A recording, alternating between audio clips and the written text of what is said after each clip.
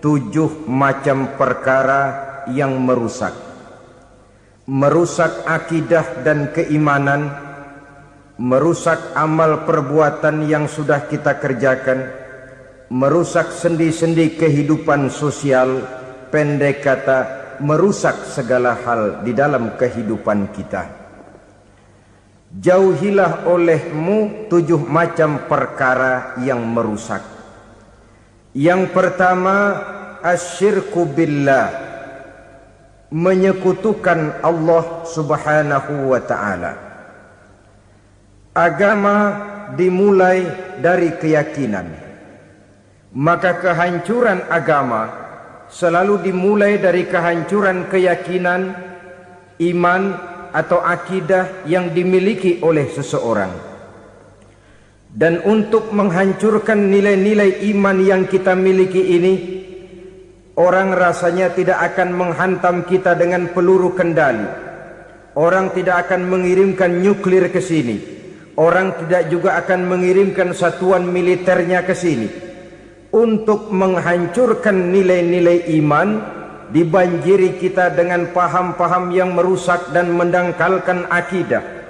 Baik ia bernama materialisme, baik ia bernama sekularisme, baik ia bernama banjirnya maksiat dan munkarat, baik ia bernama banjirnya peradaban dan kebudayaan yang menghancurkan moral daripada anak-anak kita, sedikit demi sedikit melenturkan dan melunturkan nilai-nilai keimanan kita, untuk kemudian pada waktunya nilai iman itu akan bertukar dan berganti menjadi nilai syirik kepada Allah subhanahu wa ta'ala. Atau pada sisi lain, menjadikan yang selain Allah sebagai tujuan akhir daripada kehidupan kita.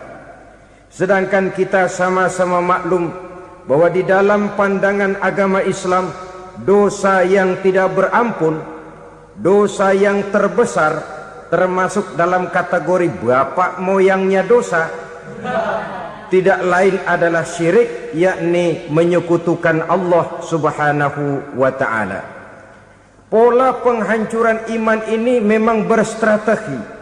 Ditawarkan kita kepada paham materialisme, paham kebendaan, di mana otak menempati urutan sebagai ranking pertama, Tuhan jatuh pada urutan kedua. Lalu menyusul kepada paham sekularisme, Allah dipisahkan dari seluruh kegiatan hidup ini, untuk pada gilirannya menjadikan yang selain Allah sebagai tujuan akhir daripada seluruh kegiatan hidup kita. Oleh karenanya, kewajiban menjaga nilai-nilai iman ini merupakan kewajiban yang mulia tetapi berat. Tidak hanya untuk kita, tetapi juga bagaimana mewariskannya kepada anak-anak kita, generasi yang akan datang. Orang-orang tua bijaksana yang diceritakan di dalam Al-Quran, kalau sudah berpikir tentang anak-anaknya, pertanyaan yang paling mereka risaukan ialah, ma ta'buduna min ba'di. Anakku, kalau pada satu saat aku, ayahmu sudah tidak ada lagi di dunia ini, meninggalkan kamu semua, ma ta'buduna min ba'di, apa yang akan kamu sembah nak? Jikalau sekarang ayahmu masih mau ke masjid, masih mau melakukan rukuk dan sujud, masih beribadah menyembah Allah subhanahu wa ta'ala, kalau orang tuamu sudah tidak ada, ma ta'buduna min ba'di, masihkah engkau mau datang ke masjid? Masihkah engkau mau rukuk dan sujud? Masihkah engkau mau menyembah Allah subhanahu wa ta'ala? Pertanyaan ini yang dipikirkan oleh Nabi Yakub kepada putra-putranya. Pertanyaan ini yang diteruskan oleh Nabi Ibrahim kepada anak-anaknya. Pertanyaan ini yang diwariskan oleh generasi ulama'us salafus saleh kepada para generasi berikutnya. Bagaimana kita generasi sekarang? Kita orang-orang tua sekarang bukan berfikir ma ta'buduna min ba'di, malah yang kita fikirkan ma ta'kuluna min ba'di. Kalau bapak tidak ada nanti kamu makan apa nak? Perkara kamu nyembah apa urusan nomor 18. Yang penting kamu nanti hidup bisa makan, nak. Maka kita sibuk mewariskan harta kepada anak-anak kita. Kita sibuk mewariskan kebun dan tanah kepada anak-anak kita. Kita sibuk mewariskan pabrik kepada anak-anak kita, sementara kita lupa mewariskan intan yang paling mahal, mewariskan mutiara yang paling berharga, yaitu nilai iman kepada Allah Subhanahu wa ta'ala. Alangkah baiknya apabila warisan harta, warisan tanah dan kebun, warisan rumah dan pabrik didasari lebih dahulu dengan mewariskan nilai iman kepada Allah Subhanahu wa ta'ala. Sebagai orang-orang tua, kita boleh bersedih kalau anak kita tidak mengerti komputer. Kita boleh bersedih kalau anak kita tidak mengerti matematika. Kita boleh bersedih kalau anak kita tidak mengerti bahasa Inggris. Tapi sewajarnya lebih bersedihlah kita orang tua jikalau mempunyai anak yang tidak kenal Allah sebagai Tuhannya, yang kemudian tidak mau rukuk dan sujud kepada Allah Tuhannya. Itulah kemalangan yang paling malang bila kita meninggalkan generasi yang tidak bertauhid kepada Allah Subhanahu wa ta'ala. Betapapun anak kita tidak ngerti komputer, saudara, paling-paling kerugiannya cuma kerugian dunia. Masuk dia ke alam barzakh, munkar nakir tidak akan sempat tanya kau belajar komputer apa tidak. Kumpul dia di padang mahsyar, malaikat juga tidak akan tanya matematikamu nilainya berapa. Yang ditanya kau kenal Allah, kau rukuk dan sujud kepadanya, kau pernah datang ke masjid. Oleh karena itu sekali lagi, menjaga nilai iman tidak hanya untuk kita, tetapi juga mewariskannya kepada anak-anak kita, generasi yang akan datang. Sungguh kemalangan yang paling besar apabila kita meninggalkan anak-anak kita. Mereka kita tinggalkan lemah ekonominya, itu tidak baik. Mereka kita tinggalkan lemah otaknya, itu pun akan membuat mereka tertinggal oleh yang lain.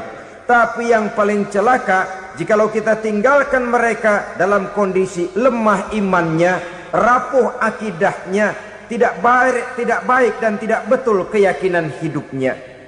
Oleh karena itu Nabi berpesan, jauhilah 7 perkara yang merusak. Yang pertama, syirik kepada Allah Subhanahu wa ta'ala. Menyekutukan Allah baik dalam ucapan, dalam keyakinan ataupun dalam perbuatan. Ini perkara pertama yang termasuk 7 perusak besar di dalam kehidupan. Kalau sudah jatuh kita ke lembah syirik, bagaimanapun banyak kebaikan yang kita kerjakan, berjiwa sosial, bertangan pemurah, gemar menolong orang lain, kalau memang dasarnya syirik, maka seluruh kebaikan kita akan hancur, tidak akan ada nilainya dalam pandangan Allah Subhanahu wa ta'ala. Dalam pandangan manusia mungkin kita dicatat sebagai orang sosial, gemar menolong orang lain, tidak berpangku tangan melihat orang yang mendapat kesulitan. Tapi oleh karena dasarnya syirik, dasarnya tidak mentauhidkan Allah, maka seluruh nilai kebaikan yang kita kerjakan tidak akan ada nilainya dalam pandangan Allah Subhanahu wa ta'ala. Maka jagalah iman kita, jangan sampai dihinggapi penyakit syirik yang bagaimana kecilnya sekalipun.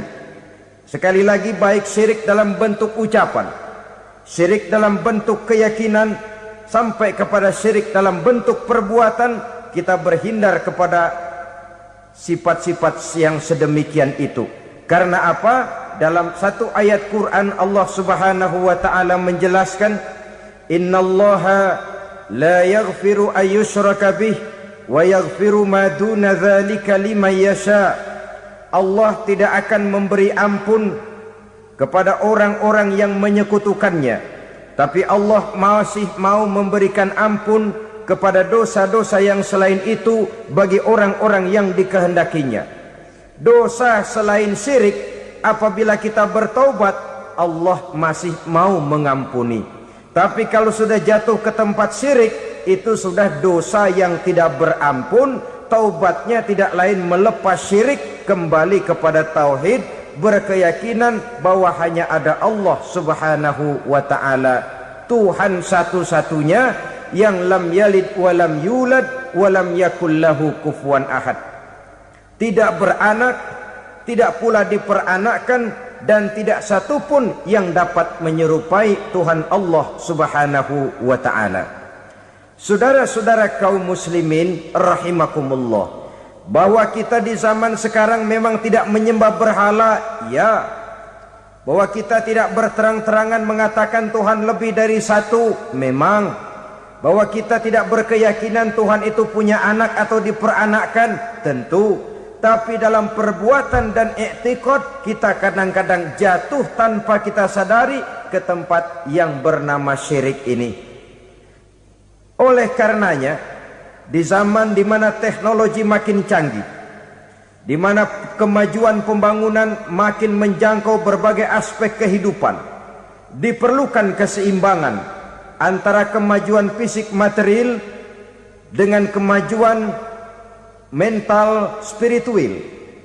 Apabila tidak ada keseimbangan, yang terwujud tentulah kepincangan, yang diawali dengan pincangnya cara kita berpikir, sehingga pada akhirnya akan mengarah kepada pincangnya cara kita berbuat dan bertindak di dalam kehidupan kita.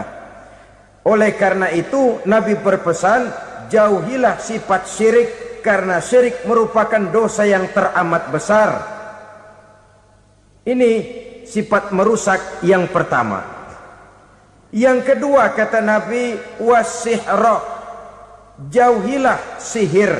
Sihir ini juga termasuk perkara yang merusak kehidupan.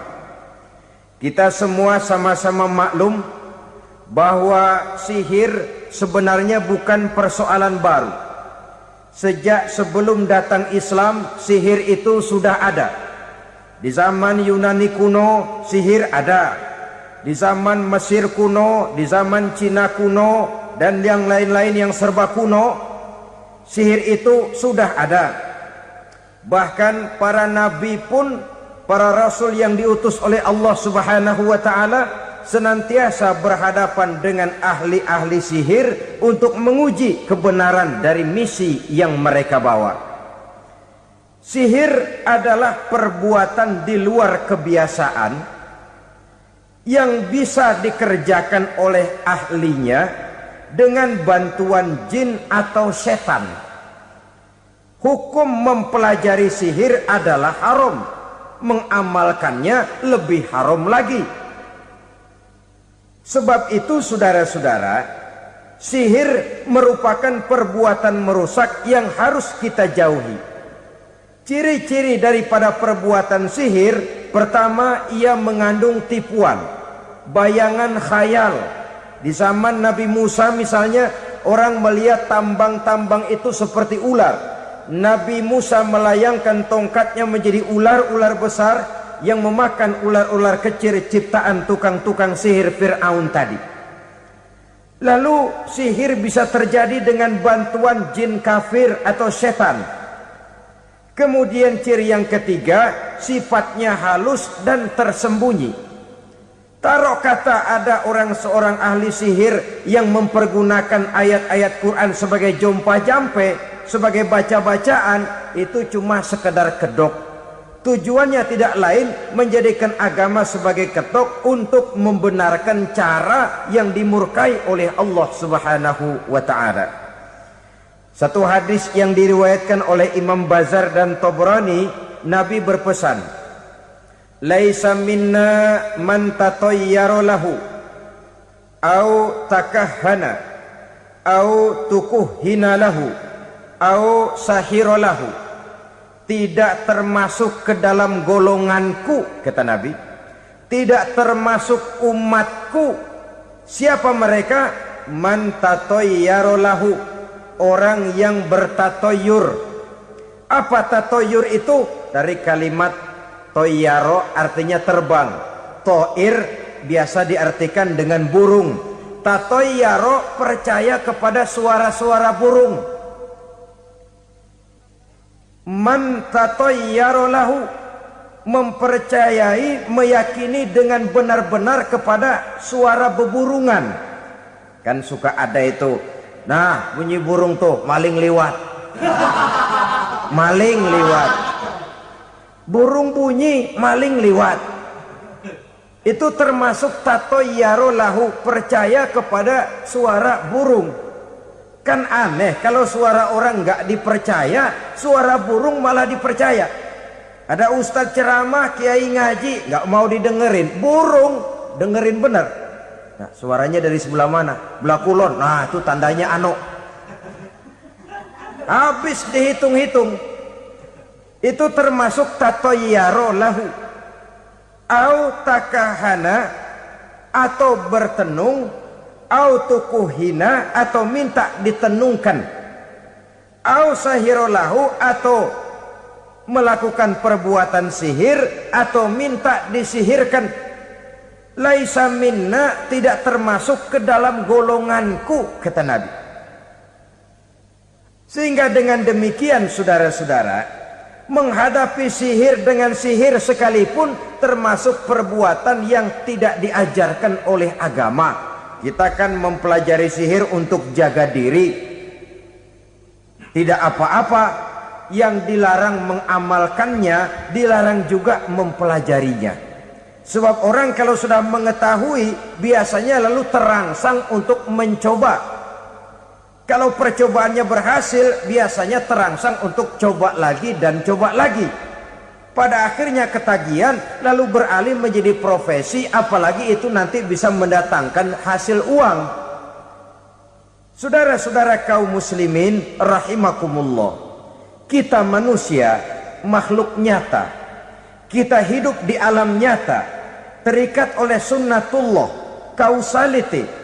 Oleh karenanya, bagi kita keyakinan yang penuh, keikhlasan di dalam bertuhankan Allah, penyerahan diri sepenuhnya hanya kepadanya, itu sudah merupakan obat penangkal yang sangat ampuh agar kita tidak terkena penyakit-penyakit yang dibuat oleh setan dan para pembantunya. Sehingga beberapa ayat Quran mengajarkan, misalnya a'udzu bikalimatillahi tammati min syarri ma khalaq, atau bismillazi la yadurru ma'asmihi syai'un fil ardi wala fis sama, dengan menyebut nama Allah yang tidak bisa mendatangkan bahaya sedikit pun, dari baik yang datang dari langit maupun yang datang dari bumi. Jiwa yang kosong dari keyakinan yang penuh kepada Allah, jiwa yang penuh was-was dan ragu-ragu, itu yang mudah terserang oleh penyakit-penyakit yang dikerjakan oleh para tukang-tukang sihir, yaitu oleh setan dan seluruh para pembantunya. Kemudian hadis kedua yang diriwayatkan oleh Imam Ibnu Hibban, Nabi bersabda, la yadkhulul jannata mudminu khamrin wala mu'minu bisihrin wala qati'u rahmin. Tidak masuk surga. Ini Nabi yang bilang, tidak masuk surga. Siapa itu? Pertama, mudminu khamrin, orang yang berkekalan dalam mabuk. Selalu mudminun itu sudah menjadi perbuatan rutinnya, tidak kapok-kapoknya, teler seumur hidup. Mudminu khamrin, tidak masuk surga orang yang selalu bermabuk-mabukan.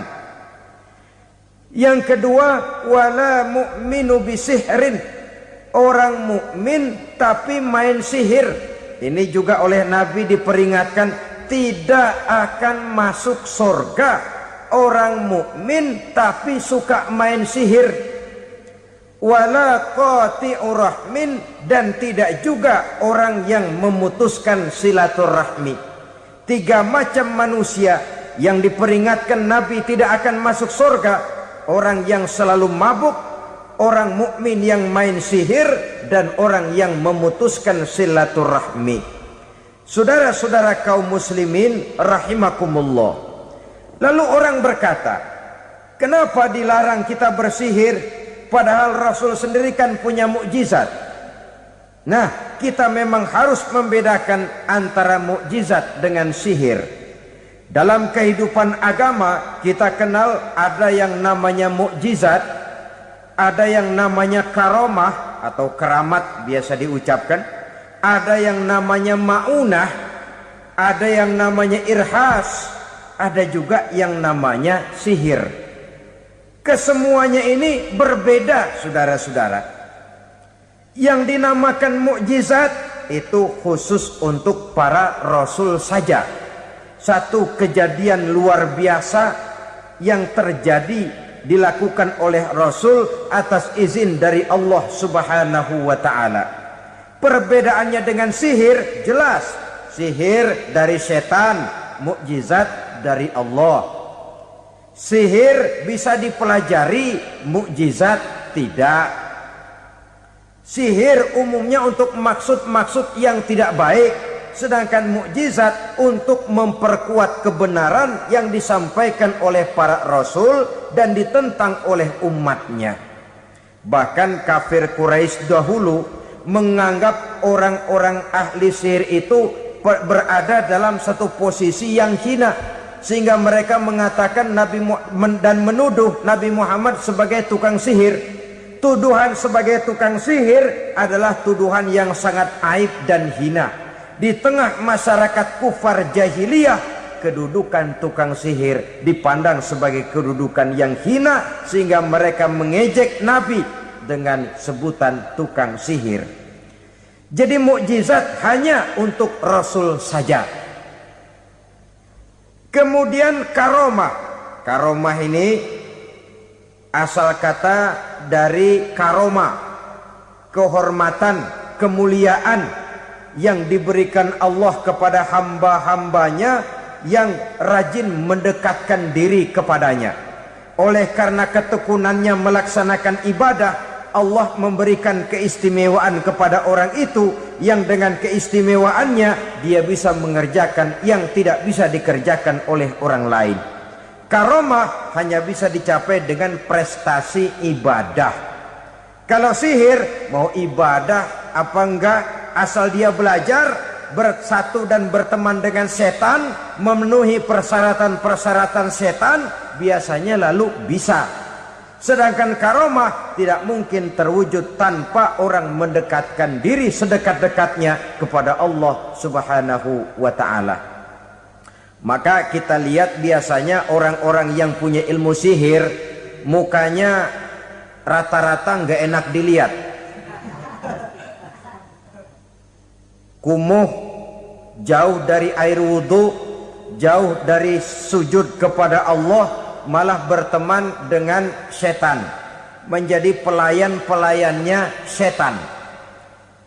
Saudara-saudara, adapun maunah, keistimewaan yang diberikan Allah kepada hamba-hambanya yang belum sampai kepada tingkat wali, tapi orang itu lebih banyak kebaikannya daripada kesalahannya. Umpamanya, saudara jalan bertiga di pinggir jalan, saudara ada pada posisi di tengah, lalu bertiga ini ketabrak mobil. Menurut perhitungan saudara mati lebih dahulu. Tapi terjadi hal yang aneh, dua teman saudara mati, saudara malah cuma luka dan lecet sedikit saja. Apa itu? Kalau kita lebih banyak kebaikannya daripada kesalahannya, itu yang dinamakan maunah, pertolongan yang diberikan Allah kepada hamba-hambanya yang lebih banyak kebaikannya daripada kesalahannya. Sedangkan yang dinamakan irhas, kejadian luar biasa pada diri seseorang pada waktu dia masih kecil, yang menunjukkan tanda-tanda keistimewaannya. Itu umumnya pada para nabi pada usia kecilnya sudah ada irhas, tanda-tanda istimewa. Jelas baik mukjizat, karomah, maunah maupun irhas berbeda dengan sihir. Sihir ini jelas saja merupakan bantuan dan persekutuan antara manusia dengan setan. Padahal setan, kata Allah dalam Al-Quran, innahu lakum aduwwum mubin, sesungguhnya setan bagi kamu adalah musuh yang sangat jelas. Saudara-saudara kaum muslimin rahimakumullah, di zaman sekarang dalam menghadapi beban kehidupan yang makin pelik, menghadapi stres yang tidak kunjung selesai, menghadapi persoalan-persoalan yang teramat berat, orang sering mencari jalan keluar kepada hal-hal yang menurut pendapatnya bisa meringankan beban moralnya itu. Pergilah dia mencari sesuatu yang dapat meringankan bebannya. Dan tidak jarang yang jatuh ke pangkuan tukang-tukang tenung, ke pangkuan tukang-tukang sihir, yang mereka itu oleh Quran dijelaskan kadzabal munajjimun walau sodaku. Tukang-tukang tenung, tukang-tukang sihir, mereka itu bohong walaupun benar. Maksudnya bohong walaupun benar artinya kalau yang mereka kerjakan benar itu sih kebenaran. Benar dengan kebenaran itu lain. Kebenaran, kebetulan bisa, tapi tidak untuk selalu. Apalagi kalau itu sudah membahayakan kehidupan orang lain. Jadi oleh karena itu Nabi berpesan jauhilah daripada sihir. Kalau sudah jauhilah dari sihir artinya ya jauhilah daripada mempelajarinya, jauhilah daripada bergaul dengan orang-orang yang ahli di bidang itu, karena dari pergaulan segalanya bisa menular. Baiklah saudara, ini yang kedua. Yang ketiga pesan Nabi, wa qatlan nafsil lati harramallahu illa bil haq. Membunuh orang lain dengan cara yang tidak benar. Membunuh orang yang diharamkan oleh Allah Subhanahu wa taala untuk melakukannya kecuali dengan alasan yang benar. Kita tahu Islam adalah agama damai. Sesuai dengan namanya, ia tidak dikembangkan dengan pedang dan kekerasan. Ia dikembangkan dengan keteladanan dan tuntunan moral. Oleh karena Islam bukan agama kekerasan, Islam pun tidak mementingkan dan mengajarkan kekerasan kecuali dengan alasan yang benar dan bisa dipertanggungjawabkan.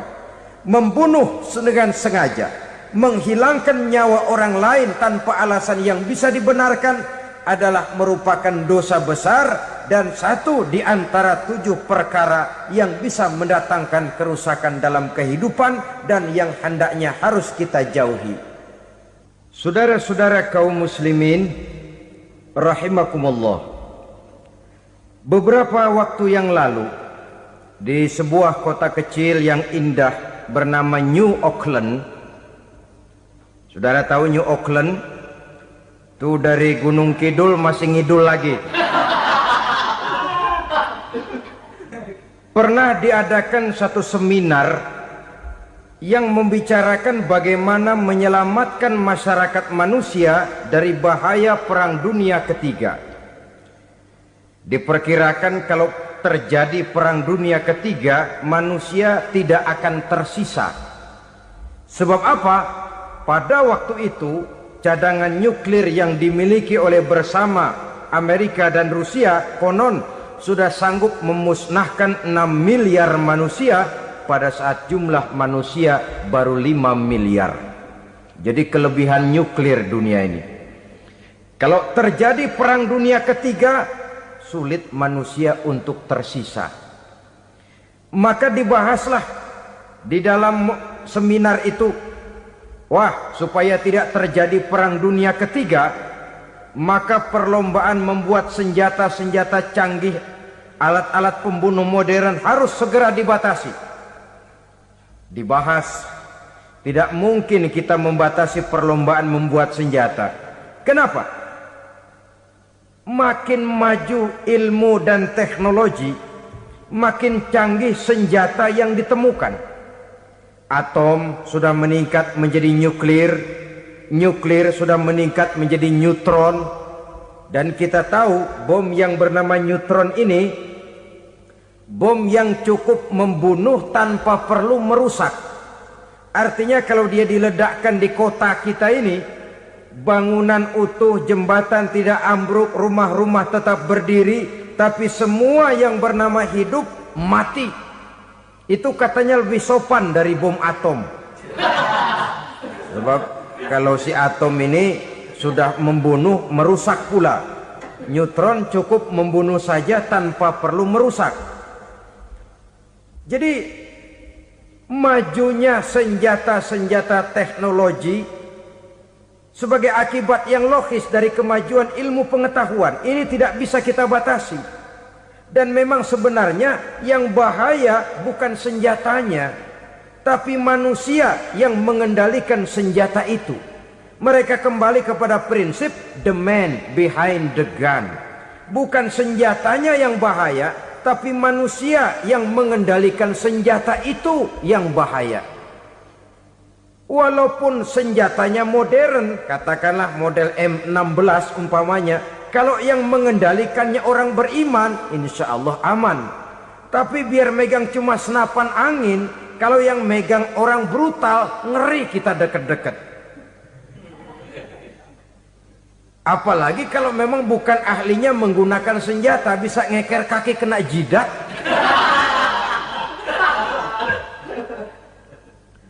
Mereka kembali kepada prinsip lama yang tetap baru. Bukan senjatanya yang harus dibatasi, manusia yang mengendalikan senjata itu yang perlu dibicarakan. Nah, kalau begitu, agar manusia tidak mempergunakan senjata sewenang-wenang, apa yang harus kita lakukan? Ya, manusianya harus bermoral. Ya, tapi moral yang mana? Di dunia ini banyak ajaran tentang moral. Itu pun mudah saja. Di sini kan kita undang saja ahli dari berbagai agama untuk membicarakan konsep perdamaian menurut agamanya masing-masing. Baik, setuju itu? Setuju. Maka tampillah para ahli agama, mereka kembali kepada prinsip moral daripada konsep yang terkandung di dalam ajaran agama untuk menegakkan perdamaian. Mula-mula naiklah ahli dari agama Hindu, dibacakan konsep perdamaian menurut ajaran agama Hindu, bahwa untuk damai manusia harus meninggalkan nafsu keduniaannya, menempuh samsara dan sebagainya untuk mencapai nirwana, menjauhi kemegahan dan kemewahan dunia. Ini lalu dibahas, rasanya juga tidak mungkin ini. Kemudian dari agama Nasrani, bahwa untuk damai manusia harus menciptakan sifat kasih sayang. Kalau ditampar pipi kiri, berikan pipi yang kanan. Kalau diberikan selendang, berikan baju. Nanti orang kasihan, lalu dia tidak akan nampar lagi. Ketika ini dibahas, ternyata rasanya pun tidak mungkin bisa diterima. Karena apa? Di zaman sekarang orang ditampar pipi kiri, dikasih pipi kanan. Bukan kasihan, gemes. Damai belum tentu, bonyok udah jelas. Lalu ketika dibacakan konsep perdamaian menurut Quran, di mana disampaikan ayat wa jazaa'u sayyi'atin sayyi'atun misluha faman afa wa aslaha fa ajruhu 'ala Allah. Balasan terhadap satu kejahatan adalah kejahatan yang seimbang. Tetapi barang siapa yang memberi maaf dan mencari jalan damai, itulah yang terbaik dan akan mendapat pahala dari Allah Subhanahu wa ta'ala. Kamu tidak salah ditampar pipi kirimu, tampar lagi pipi kirinya sekeras dia menampar pipi kirimu. Nanti orang tidak mau menampar kita karena dia tahu kalau dia tampar kita, dia akan menderita tamparan sekeras dia menampar kita. Akan terjadilah prinsip saling hormat menghormati, tidak saling ganggu, tidak saling usil, tidak saling jahil. Atas dasar ini perdamaian bisa ditegakkan. Mereka bisa menerima konsep ini, tapi kemudian seminar ditutup tanpa satu keputusan resmi. Kenapa? Terus terang mereka kagum dengan konsep Islam, tapi sentimen lama terhadap nilai-nilai Islam telah menutup mata mereka untuk menerima kebenaran dari ajaran Al-Quranul Karim. Saudara-saudara kaum muslimin rahimakumullah, kembali kita kepada persoalan pokok. Roh adalah dari Allah. Dia akan kembali kepada Allah, milik mutlak dari Allah. Tidak pantas kita merampasnya dari orang lain. Tidak wajar kita menghilangkannya tanpa alasan yang dibenarkan oleh agama. Di zaman sekarang akibat persaingan hidup yang makin tajam, lapangan kerja yang makin sulit, tensi ekonomi yang makin tinggi, atau karena nilai moral yang makin rendah, atau juga karena rapuhnya pegangan orang kepada agama, nyawa rasanya sudah sedemikian murahnya. Berbagai kasus membuat berdiri bulu roma kita. Ada mayit, ada manusia dipotong 6, dicincang macam kambing. Ada yang dipotong 5, ada yang dipotong 13, dikardusin, dibuang ke tempat sampah. Inna lillahi wa inna ilaihi raji'un. Gejala apa ini? Kanibalisme. Manusia sudah demikian sadisnya, manusia sudah sedemikian buasnya, sehingga sesama manusia diperlakukan seperti hewan. Padahal hewan sendiri belum pernah macan makan macan, bagaimanapun buasnya macan. Belum pernah serigala memakan serigala, bagaimanapun brutalnya serigala. Tetapi manusia makan manusia di zaman sekarang kadang jadi kenyataan dalam kehidupan kita. Kadang persoalannya remeh saja. Soal uang 200 perak, pisau bicara, nyawa melayang. Soal rokok sebatang, celurit bicara, nyawa melayang. Soal-soal yang sama sekali tidak prinsip, begitu mudah kita menghilangkan nyawa orang lain. Padahal Nabi pernah memperingatkan, apabila dua orang muslim sudah berkelahi dan berbunuh-bunuhan, al-qatil wal maktul finnar, yang membunuh dan yang terbunuh dua-duanya neraka. Sahabat heran, ya Rasul, kalau yang terbunuh, kalau yang membunuh masuk neraka itu sih wajar, tapi yang terbunuh kenapa neraka juga? Beliau menjawab, dua-duanya sudah punya niat untuk saling membunuh. Niatnya itu yang diponten. Yang terbunuh cuman lagi apes aja, keduluan dia.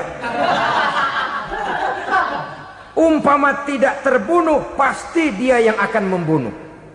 Oleh karenanya al-qatil wal maktul, yang membunuh dan yang dibunuh finnar, dua-duanya masuk ke dalam neraka. Islam menghormati kehidupan, tidak hanya terbatas kepada sesama muslim, orang-orang yang berlainan agama pun yang mau hidup berukun, damai, berdampingan dengan umat Islam, jiwa mereka, darah mereka dilindungi oleh nilai-nilai Islam yang disebut dengan kafir zimmi ini. Mengganggu mereka sama saja dengan mengganggu aku, kata Nabi. Jadi oleh karena itu, sayangilah sesama.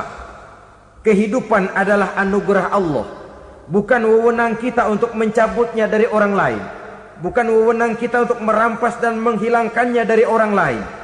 Apa yang tidak enak terjadi pada diri kita, begitu pula lah apabila terjadi pada diri orang lain. Sehingga Nabi mengatakan, la yu'minu ahadukum hatta yuhibba li akhihi ma yuhibbu li nafsihi. Belum dikatakan beriman seseorang kamu apabila dia belum mencintai saudaranya seperti ia mencintai dirinya sendiri. Apa yang enak dirasakan oleh orang lain, enak juga dirasakan oleh dia. Mengukur orang lain dengan diri sendiri.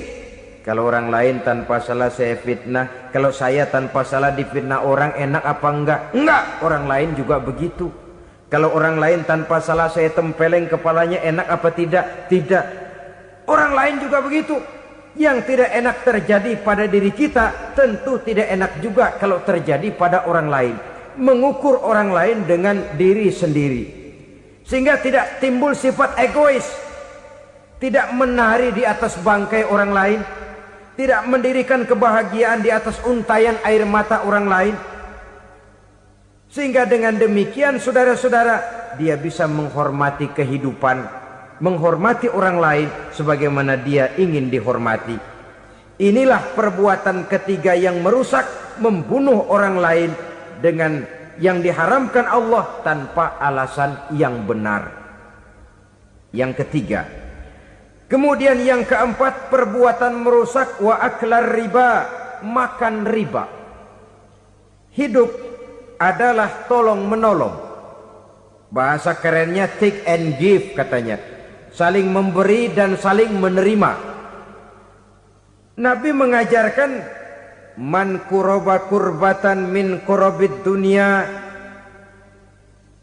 karaballahu lahu kurbatan min kurabi yaumal qiyamah. Wallahu fi aunil abdi madamal abdu fi auni akhihi. Siapa yang meringankan beban dari beban-beban yang dirita seseorang di dalam kehidupan dunia, Allah akan meringankan bebannya daripada beban-beban yang harus dipikulnya di hari kiamat nanti. Wallahu fi aunil abdi madamal abdu fi auni akhihi. Allah senantiasa akan menolong seorang hamba selama hamba itu masih mau menolong saudaranya. Allah selalu akan menolong seorang hamba selama hamba itu masih mau menolong saudaranya. Apabila kita sudah berpangku tangan terhadap kesulitan orang lain, biasanya pun pada saat kita mendapat kesulitan, kita akan sulit juga memperoleh pertolongan. Nah, riba alias renten, kedoknya adalah menolong orang, tapi sama juga bulu buntutnya dilepas, palanya dicekek.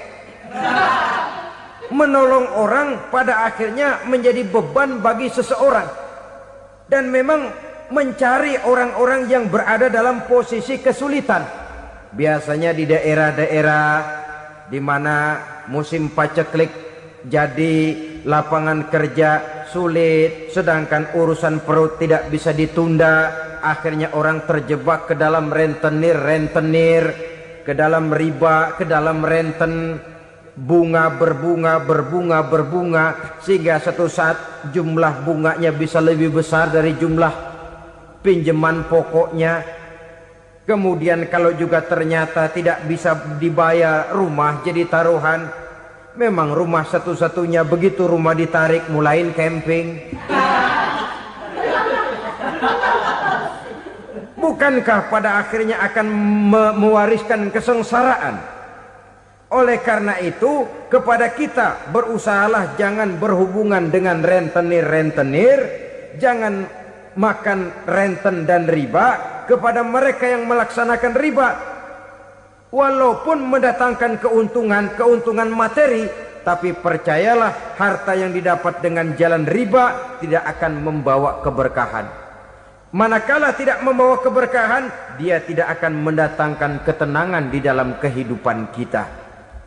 Oleh karenanya, memakan harta riba termasuk perbuatan yang merusak sendi-sendi kehidupan sosial, merusak kehidupan orang lain, merusak kehidupan masyarakat, tetangga, pergaulan, dan sebagainya.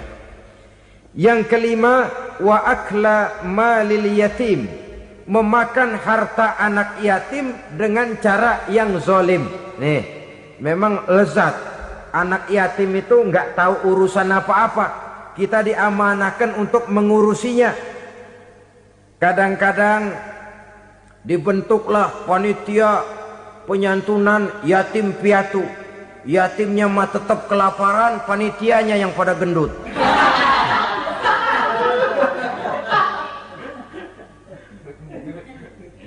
Padahal memakan harta anak yatim termasuk perbuatan dosa besar. Dan menjantuni yatim merupakan perbuatan mulia. Nabi mengatakan, ana wa kafilul yatim kahataini yaumal qiyamah. Aku dan orang-orang yang menyantuni anak yatim seperti dua jari ini pada hari kiamat nanti. Dekat sekali. Jikalau ingin di hari akhir nanti dekat dengan Rasul, bersahabatlah dengan anak-anak yatim. Jadilah pengurus anak-anak yatim. Bangunlah panti-panti asuhan yatim. Pada saat bapak ibunya meninggal, kitalah yang menjadi orang tuanya. Bahkan sedemikian besar perhatian Islam terhadap anak-anak yatim ini, sehingga Quran memberikan peringatan, ara'aital ladzi yukadzibu biddin fadzalikal ladzi yad'ul yatim wa la yahuddu ala ta'amil miskin. Tahukah kamu siapa orang yang mendustakan agama? Beragama tapi dianggap dusta, solatnya dusta, puasanya dusta, karena agamanya sudah berdusta. Siapa mereka? Fazalikal ladzi yad'ul yatim, orang yang menyia-nyiakan anak yatim.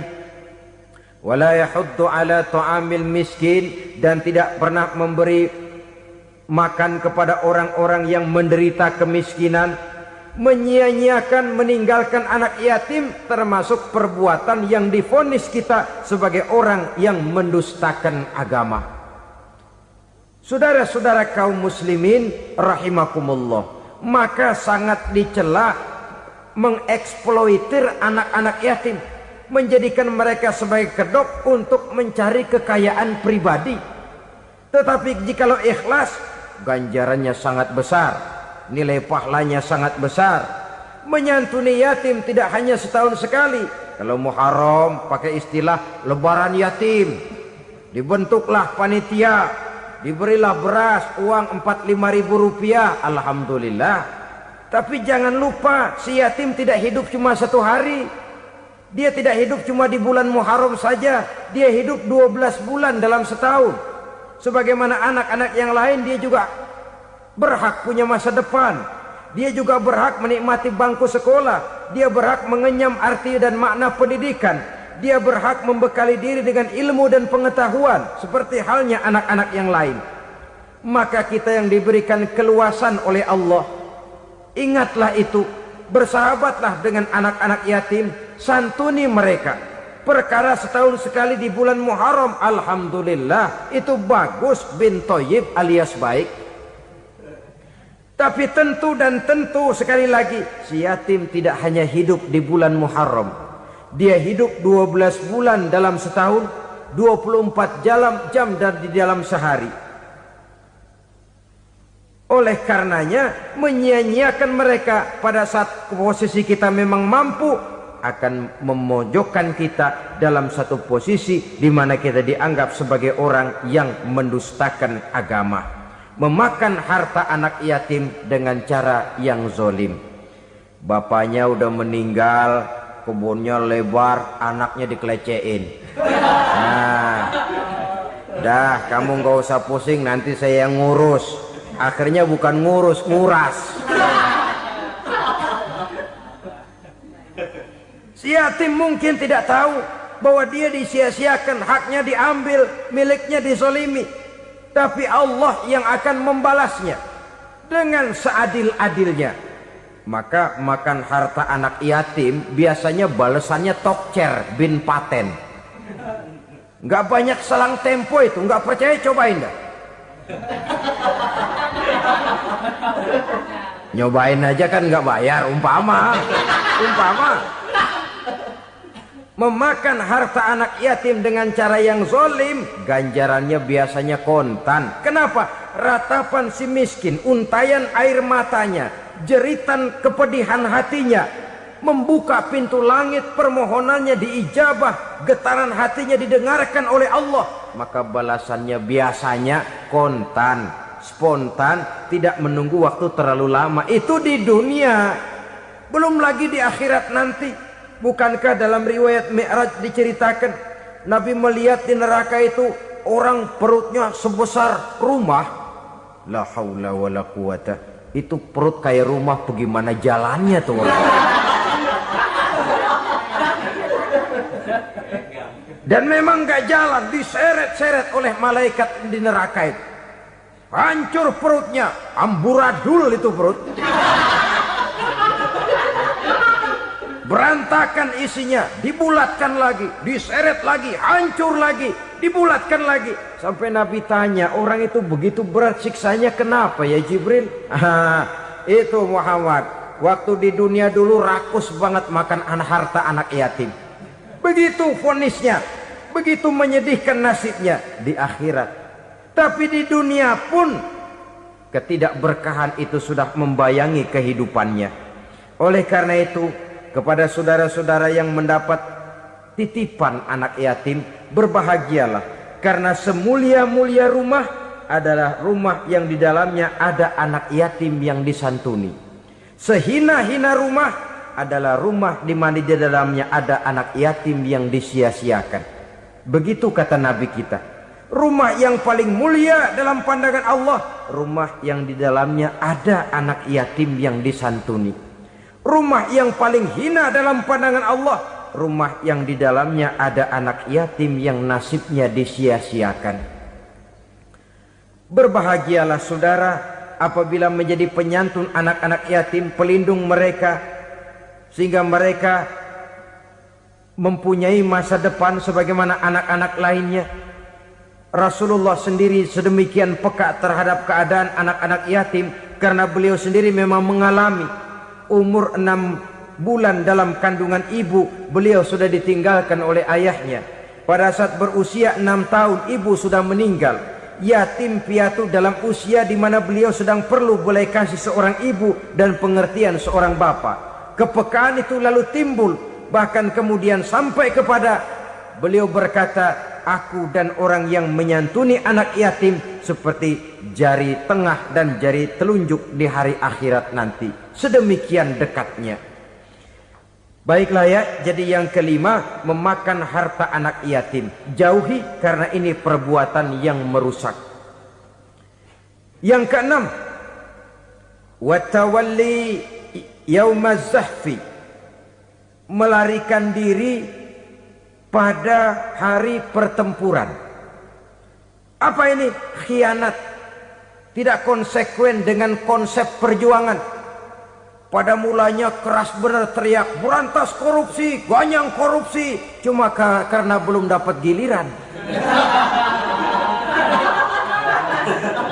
Begitu dia naik dapat kesempatan, korupsinya lebih edan dari yang diteriakinya. Ini termasuk tawalli yaumaz zahfi, berpaling pada hari peperangan.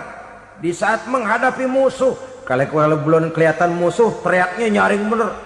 Jangan takut demi kebenaran sampai titik darah yang paling penghabisan. Musuh belum kelihatan. Begitu musuh sudah kelihatan, paling dulu lari ke belakang.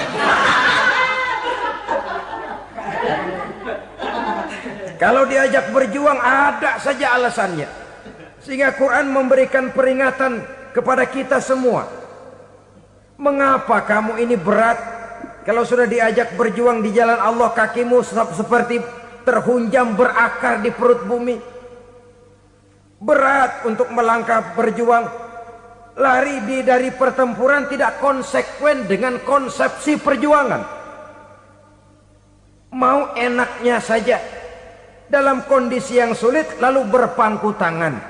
Ini termasuk ciri munafik yang di dalam Al-Quran disindir dengan bahasa kullama adha'a lahum masyaufi wa iza azlama alaihim qamu. Waktu terang mereka jalan, giliran gelap mereka mandek. Artinya, maksudnya kalau giliran ada untungnya aja rame-rame teriak Islam. Tapi begitu diminta berjuang, dituntut berkorban, rame-rame mundur. Waktu dilihat di Islam ada untungnya, rame-rame teriak Islam. Pak, saya Islam banget, Pak. KTP saya Islam, Pak. Pokoknya Islam banget dah. Tapi ketika diminta berjuang, dituntut sedikit berkorban, rame-rame mengundurkan diri. Tahun 65 PKI berontak. Waduh, waktu itu jadi orang Islam untung itu. Nggak dikejar-kejar, aman. Masjid rame, masjid, mobil-mobil mewah parkir di depan musola dan masjid. Kenapa? Waktu itu asal udah ke masjid aman. Islam selamat, untung. Tapi begitu keadaan aman, yang parkir di musola sepeda butut melulu.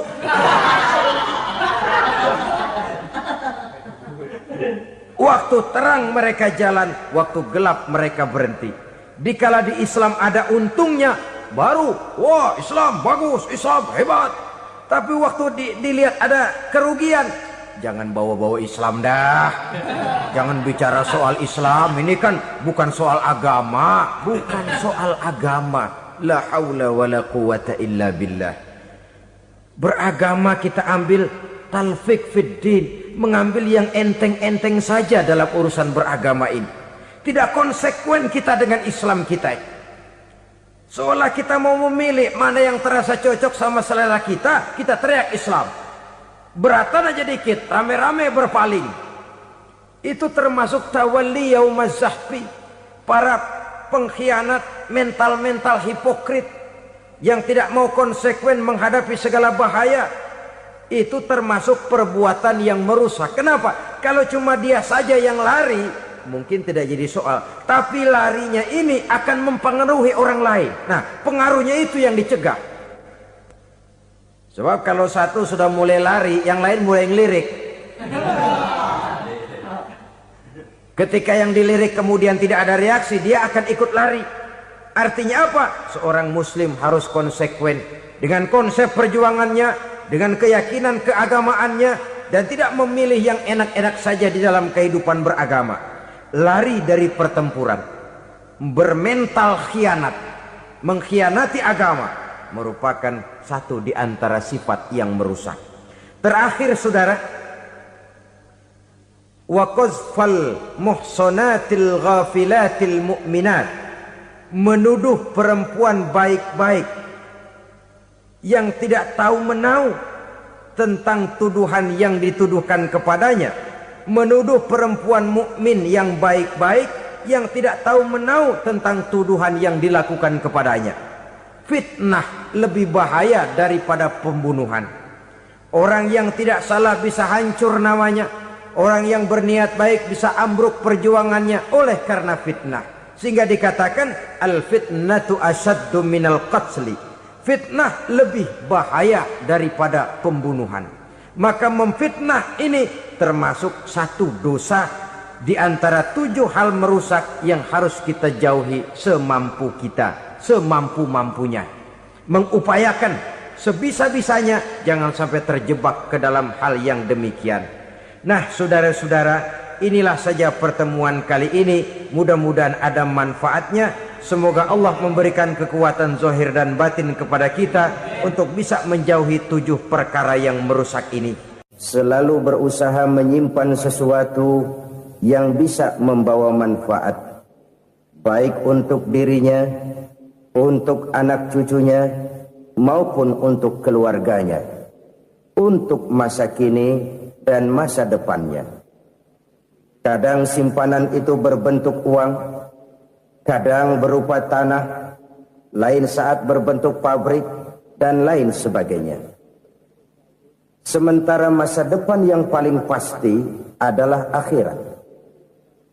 Jika untuk masa depan dunia kita rela memeras keringat, membanting tulang, pergi pagi dan pulang petang, menyimpan uang, menyimpan tanah, menyimpan pabrik, pernahkah kita merenung jika satu saat kiamat datang, kita dibangkitkan dari kubur masing-masing, berdiri di padang mahsyar untuk mempertanggungjawabkan seluruh kegiatan hidup kita di dunia ini, lalu kita akan menuju ke alam akhirat.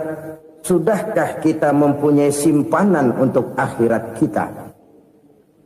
Pada pertemuan kali ini saya ingin menyampaikan sebuah hadis di mana Rasulullah sallallahu alaihi wasallam bersabda, arba'un min kanzil jannah. Simpanan sorga ada 4 macam. Yang pertama, ikhfa'us sadaqah, menyembunyikan sedekah. Saudara-saudara kaum muslimin, sebagaimana yang kita maklum bahwa Allah Subhanahu wa taala melebihkan sebagian rezeki dari kita terhadap yang lain. Ada yang kaya, ada yang setengah kaya, ada yang miskin, ada yang setengah miskin, dan selanjutnya. Ada yang gajinya kecil tapi penghasilannya gede. Ada yang penghasilannya gede tapi nggak punya gaji. Ada juga yang memang gajinya gede dan penghasilannya gede. Kelebihan rezeki merupakan sunnatullah dan tidak harus membuat kita merasa lebih dari yang lain. Bahkan sebaliknya, kelebihan itu harus membuat kita ringan tangan untuk menolong mereka yang memang memerlukan pertolongan. Kalau saudara diberikan ilmu, maka pertanyaan akhirat cuma satu: ilmumu kau amalkan untuk apa? Kalau saudara diberikan umur yang panjang, pengadilan akhirat juga bertanya satu: umurmu kau habiskan di mana? Tapi kalau saudara diberikan harta, pengadilan akhirat akan bertanya 2: hartamu kau dapat dari mana, kau belanjakan kemana. Dari mananya ditanya, dan kemananya juga ditanya. Oleh karena kita akan dimintakan pertanggungan jawab, maka amanah yang bernama harta ini harus kita gunakan dengan sebaik-baiknya. Ada penggunaan yang merupakan kewajiban, itu zakat namanya. Ada penggunaan yang sewaktu-waktu, itu infak namanya. Ada yang lebih sewaktu-waktu lagi, dan itu sedekah namanya. Zakat dia terikat oleh haul dan nisab, oleh putaran batas waktu dan ukuran dari harta itu sendiri. Sedangkan infak terikat oleh situasi dan kondisi perekonomian seseorang. Sedangkan sedekah tidak terikat dengan apapun. Dalam kondisi seperti apapun kita bisa melakukan sedekah dengan yang terkecil sekalipun. Sampai-sampai Rasulullah sallallahu alaihi wasallam mengajarkan, la tahqiranna minal ma'rufi syai'an walau an talqa akhaka biwajhin talik. Atau ada hadis, tabassumuka fi wajhi akhika laka sedekah. Senyumanmu kepada temanmu adalah sedekah. Jadi untuk melakukan sedekah tidak harus dalam berbentuk uang.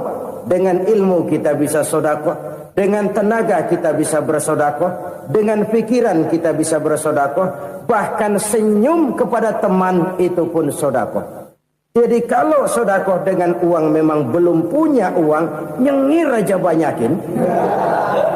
Itu asal pada tempatnya, jangan lalu ketemu tiang listrik cengengesan. Tentu tidak pada tempatnya dan tidak wajar. Nah, sedekah yang paling dicintai Allah adalah sedekah yang disembunyikan. Artinya jauh dari sifat riya. Kan kadang-kadang ada orang sedekah itu disebutkan namanya. Apa tidak bagus? Kalau memang niatnya ikhlas, ya bagus-bagus saja. Untuk memberikan sugesti kepada yang lain. Di Fulan bin Fulan nyumbang sekian, diumumkan. Boleh kalau niatnya untuk memberikan rangsangan kepada yang lain supaya dia menyumbang lebih besar dari orang tadi. Tapi kalau itu mendatangkan riya, maka sedekah yang paling dicintai Allah adalah sedekah yang disembunyikan. Tangan kiri saja tidak tahu apa yang diberikan oleh tangan kanan. Sedekah yang dilakukan dengan ikhlas akan merupakan perbendaharaan surga. Tersembunyi dari pandangan orang lain, tidak seorang pun tahu.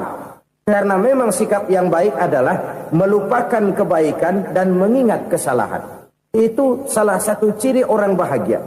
Orang yang selalu mengingat kesalahannya dan berusaha melupakan segala kebaikannya. Kalau dia akan berada kebaikan, dia tidak bisa ikut, dia merasa rugi karena dia merasa belum pernah berbuat baik. Tapi kalau akan melakukan kesalahan baru, dia ingat kesalahan yang sudah-sudah, sehingga terhalang baginya untuk melakukan satu kesalahan baru. Demikianlah saudara-saudara, bahwa Allah melebihkan rezeki sebagian kita dari yang lain, agar terjadi tolong-menolong dalam kehidupan ini. Jadi kesenjangan yang nature, kesenjangan yang alami, itu sunnatullah. Ada yang kaya, ada yang miskin, ada yang kelas menengah. Nah, kenapa lalu sekarang kita berusaha mengentaskan kemiskinan? Oleh karena adanya kesenjangan struktural. Kalau yang kaya bisa semakin kaya, kenapa yang miskin tidak bisa naik jadi ikut sedikit kaya? Sebab pada dasarnya Islam adalah agama yang sejak turunnya sudah berupaya memerangi kemiskinan. Bahkan dikatakan kemiskinan itu mendekatkan kepada kekufuran. Orang kalau miskin udah dekat banget sama kafir. Gampang menjadi kafir. Berapa banyak saudara-saudara kita yang oleh karena soal perut, oleh karena soal materi, terpaksa meninggalkan dan menanggalkan akidahnya. Menjual petunjuk yang diberikan Allah dengan kesenangan dunia yang cuma sebentar ini. Na'udzubillah, thumma na'udzubillah. Jadi makin kita sembunyikan satu sedekah, semakin banyak perbendaharaan kita di surga. Sedekah yang paling dicintai Allah adalah sedekah yang disembunyikan. Malahan ada seorang sufi, dia punya kebiasaan kalau pergi sholat Jumat dia bawa uang, itu uang dia taruh di bawah tikar masjid. Dia niat sedekah kepada siapa saja yang nemuin itu duit. Maksudnya apa? Supaya yang nemuin nggak tahu siapa yang punya duit. Demikian dia saking ingin menyembunyikan sedekahnya. Karena sifat riya itu bisa memakan amal kita sendiri. Riya itu termasuk menyebut-nyebut kebaikan kita. Orang yang suka nepuk dada, sedikit-sedikit ngitungnya kalau nggak gua. Oh, kalau nggak gua tuh yang belah situ, kalau nggak gua. Iya, kalau nggak lu kenapa emang? Orang yang suka menepuk jasa. Biasanya memang begitu, saudara-saudara. Kalau perang lagi berkecamuk, orang nggak sempat ngaku jadi pahlawan. Tapi begitu perang selesai, yang kagak kenal bedil ngaku pahlawan, Mas. Itu sesuatu yang biasa. Oleh karenanya, orang-orang yang ikhlas dalam bersedekah, disembunyikannya sedekah itu, Allah cinta betul. Malahan ada hadis memberikan jaminan, inna shadaqatal mar'il muslimi tazidu fil umri wa tadfa'u mitatas su'i. Sesungguhnya sedekahnya seorang mukmin tazidu fil umri, bisa menambah umur panjang. Wa tadfa'u mitatas su'i, dan menyelamatkan manusia dari mati secara su'ul khatimah. Jadi siapa yang kepengen panjang umur, banyaklah sedekah. Yang bosan hidup, pelit terus. Sedekah menambah panjang umur dan menyelamatkan manusia dari mati secara su'ul khatimah. Pak, katanya umur itu nggak bisa ditambah, nggak bisa dikurangin. Kapan? Kalau ajal sudah datang. Wa idza jaa ajaluhum la yastakhiruna sa'atan wa la yastakdimun. Kalau ajal datang tidak bisa dimajukan, tidak bisa dimundurkan. Itu kalau ajal sudah datang. Tidak bisa lagi umur ditambah dikurangi, sudah datang. Tapi kalau belum datang, itu kan haknya Allah. Mau ditambah, mau dikurangi, hak prerogatif Allah. Sebagai pencipta manusia, Allah maha kuasa dan maha mampu. Sedekah ini menambah panjang umur dan menyelamatkan manusia dari mati secara su'ul khatimah. Orang mati kan sama ya, kondisinya mati, nggak nafas. Tapi hakikat mati kan lain-lain. Ada yang mati itu husnul khatimah, baik akhirnya. Misalnya lagi ngaji mati, lagi sholat mati, lagi sedekah mati. Ini yang dinamakan dengan husnul khatimah, baik di akhirnya. Sebaliknya ada yang su'ul khatimah, jelek di akhirnya. Ini yang jadi catatan akhir. Lagi nyekek botol, mampus. Lagi banting kartu, modar. Su'ul khatimah, jelek pada akhirnya. Sedekah menyelamatkan manusia dari mati secara su'ul khatimah. Dan kita semua kepengen mendapat husnul khatimah, jauh dari su'ul khatimah. Oleh sebab itu yang bisa menyelamatkan kita dari penyakit itu antara lain adalah sedekah yang disembunyikan. Yang dikerjakan dengan ikhlas karena Allah. Tidak karena kepengen dipuji orang. Tidak karena ingin dikatakan orang pemurah. Sebab orang dermawan itu orang yang memberi tanpa harus diminta. Kalau masih harus diminta, ya belum dermawan namanya. Masih harus diminta. Kalau nggak diminta ya tulus. Lolos, polos. Saudara-saudara kaum muslimin rahimakumullah. Harta adalah amanat dan akan kita pertanggungjawabkan. Allah melebihkan rizki sebagian kita dari yang lain agar kita saling tolong menolong. Bantu membantu. Nabi janjikan siapa yang meringankan beban saudaranya muslim di dunia, Allah akan meringankan bebannya di akhirat nanti. Sebuah jaminan dari baginda Nabi. Si orang yang kita bantu barangkali tidak bisa membalas, Allah yang akan membalas lewat jalan lain yang tidak pernah kita sangka-sangka. Ada orang tanya, Pak, ini ada orang nyumbang masjid sambil marah-marah, bagaimana? Saya bilang sumbangannya aja ambil, marahnya jangan. Marahnya jangan diambil, itu urusan dia. Saudara-saudara kaum muslimin rahimakumullah. Umat Islam ini kan umat yang punya potensi besar. Kadang kita merenung, kenapa kadang-kadang pembangunan masjid kok lambat sekali? Kalau hotel hari ini peletakan pertama, bulan depan peresmian. Supermarket hari ini peletakan batu pertama, minggu depan peresmian. Tapi kalau sudah yang namanya masjid, kadang-kadang peletakan batu pertama sekaligus jadi batu terakhir. 3 tahun, 4 tahun, campur nebar jalak di jalanan, duit dijaring kayak ikan sepat. Apa tidak ada orang Islam yang kaya? Banyak. Apa tidak ada pengusaha muslim yang jadi konglomerat? Ada. Lalu yang belum banyak itu yang komit terhadap nilai-nilai agamanya. Akhirnya kita jatuh jadi umat yang lemah. Belum ada pengusaha konglomerat muslim buka pabrik supermi cap beduk misalnya umpamanya atau pabrik kecap cap sorban supaya identitas keislamannya sedikit kelihatan.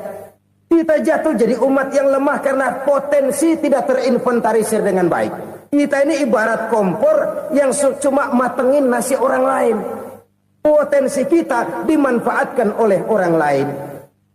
Ukhuwah Islamiyah kita baru terbatas kepada silaturahmi. Ukhuwah di bidang ekonomi kita lemah. Ukhuwah di bidang kebudayaan kita lemah. Apalagi ukhuwah di bidang politik kita lebih rapuh lagi. Padahal ukhuwah itu adalah totalitas kehidupan manusia. Menyangkut ipolek sosbud. Memerlukan nilai-nilai ukhuwah.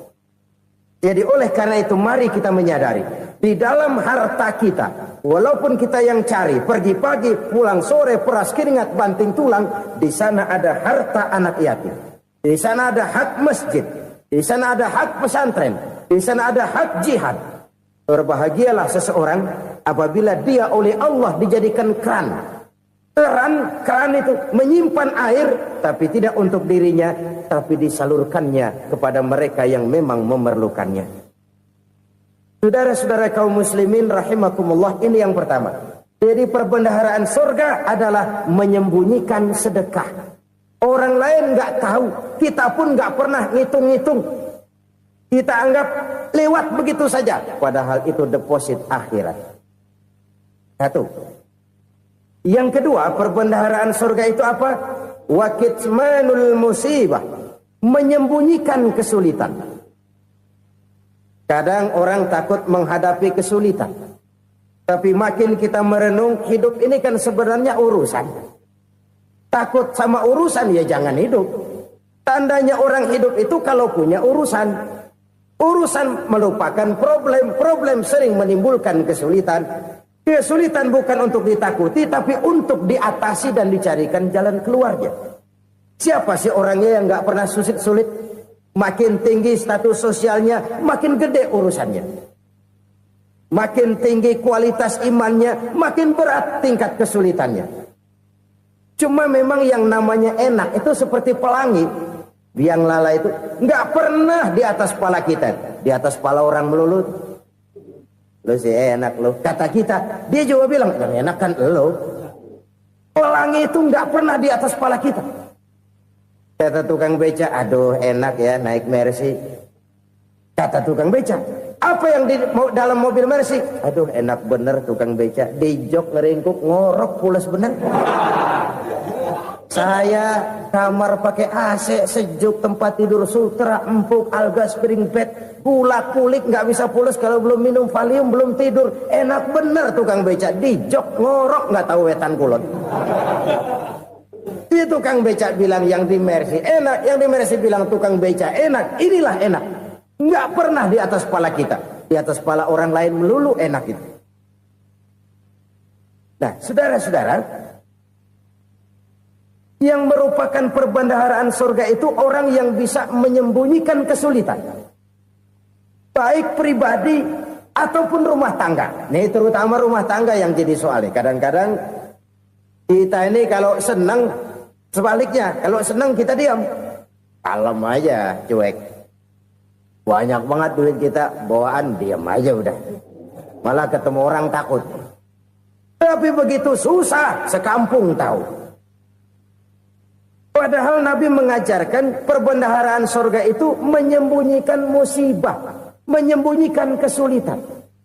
Kalau enak, cerita sama orang-orang. Kalau nggak enak, rasain sendiri, tekan sendiri, atasin sendiri. Kita kan sebaliknya. Senang kita diam, asal lagi susah, paling tidak kita nyari teman buat cerita kesusahan. Siapa orangnya yang nggak pernah susah? Cuma soalnya bagaimana kita mengatasi kesusahan itu sendiri.